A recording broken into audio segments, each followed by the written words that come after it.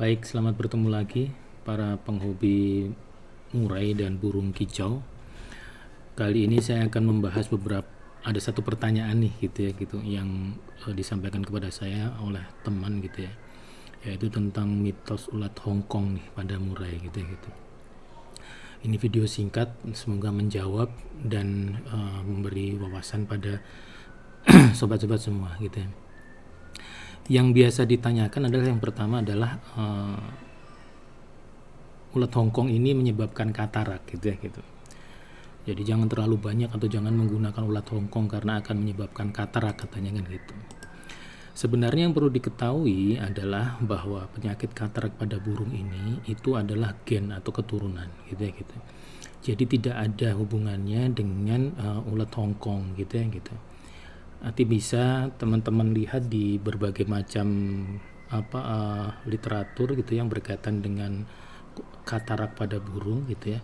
Tapi biasanya ini publikasinya di luar gitu ya. Dan memang benar gitu ya. Jadi katarak ini sebenarnya disebabkan oleh gen, bukan juga karena penyemburan yang terlalu lama. Karena penyemburan itu juga tidak akan menyebabkan katarak gitu. Lah bahayanya lagi gitu ya, karena misalnya kadang itu ketika kita ada burung katarak yang dijual murah gitu ya, niat kita membeli untuk diternak, malah sebenarnya jangan. Karena apa? Karena dia berasal dari gen, otomatis anaknya nanti juga akan mempunyai gen katarak gitu. Jadi ada juga beberapa burung yang masih trotol pun gitu ya sudah kena katarak karena memang dia gen. Jadi bukan karena ulat Hongkongnya gitu ya, dan bukan karena memang sering dijemur. Yang perlu diperhatikan bahwa katarak ini itu akibat gen. Dan setahu saya gitu ya, setahu saya itu tidak bisa disembuhkan gitu. Jadi kalau memang ada yang menyebutkan bahwa dengan obat A, B, C itu bisa ya, enggak. Tapi kalau di luar yang saya tahu itu harus dioperasi. Dan kalau di kita mungkin belum ada gitu ya gitu. Oke, itu yang berkaitan dengan katarak. Yang kedua adalah ulat Hongkong itu menyebabkan mencret gitu ya gitu ya. Lah, sebenarnya yang perlu dipahami di sini bahwa mencret yang terjadi pada burung biasanya itu terjadi karena kadar air dalam pakan terlalu tinggi gitu ya gitu. Karena kadar air yang terlalu tinggi akan mengakibatkan masalah pada pencernaan burung. Jadi ketika burung mengkonsumsi makanan yang mengandung banyak air, hal ini akan menyebabkan volume cairan di dalam saluran pencernaan menjadi lebih tinggi. Lah akibatnya apa? Akibatnya penyerapan nutrisi itu bermasalah, mengganggu proses istilahnya absorpsi nutrisi. Lah, masalah pencernaan seperti diare, dehidrasi itu juga problem tuh kalau di burung gitu ya gitu. Oleh karena itu perlu dilihat nih gitu ya gitu, makanannya mengandung banyak air atau tidak.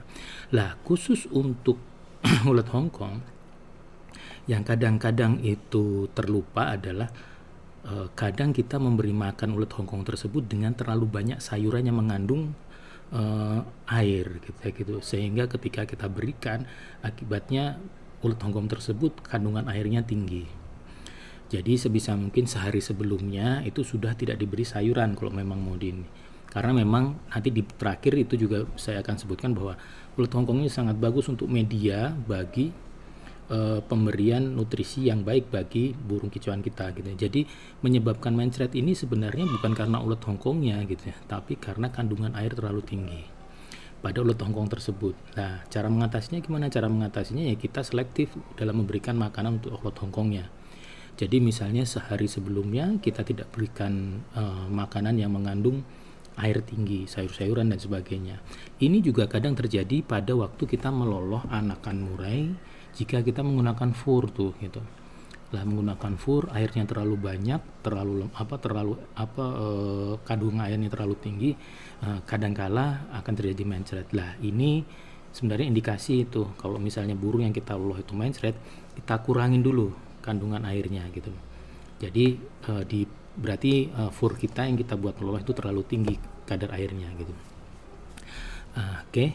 Nah, berikutnya adalah bahwa ulat Hongkong menyebabkan kegemukan. Iya, semua akan menyebabkan kegemukan kalau misalnya pemberiannya tidak dikontrol gitu ya gitu.